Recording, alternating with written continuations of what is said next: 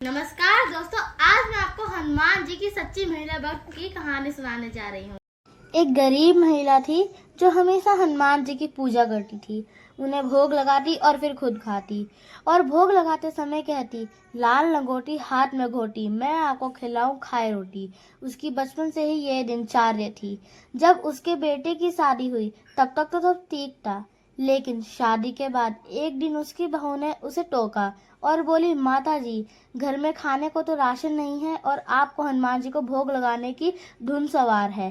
परंतु वह नहीं मानी। तब उसकी बहू ने गुस्से में आके उस महिला को कमरे में बंद कर दिया। उधर एक दिन उसके बेटे की नौकरी छूट गई और वो लोग दाने दाने को मोहताज हो गए। और 7वें दिन उस महिला के कमरे में एक ब्राह्मण प्रकट हुए और उस महिला को उसी मंत्र के साथ खाने को रोटी का चूरमा दिया, जिस मंत्र से वो हनुमान जी को भोग लगाती थी, और बोली, आज तो आप खिला देंगे, कल कौन खिलाएगा, बाद में कौन खिलाएगा। तब वह ब्राह्मण बोले, मैं रोज आऊंगा तुम्हें भोजन कराने। तब महिला ने भोजन स्वीकार कर लिया।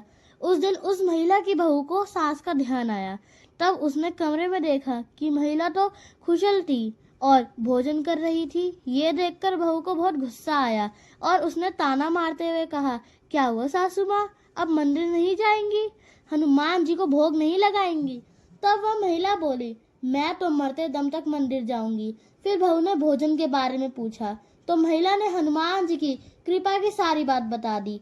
ये सुनकर बहू को हनुमान जी की कृपा और अपनी सास की सच्ची भक्ति का एहसास हुआ और वह अपने सास के पैरों में गिर गई। और उस दिन से सास और बहू दोनों ने हनुमान जी को भोग लगाने का नियम ले लिया। जिस तरह हनुमान जी ने उस बुढ़िया पर कृपा करी, वैसे ही हनुमान जी इस कहानी को कहने वाले और सुनने वाले के ऊपर भी कृपा करे। तो बोलो जय श्री राम और जय हनुमान।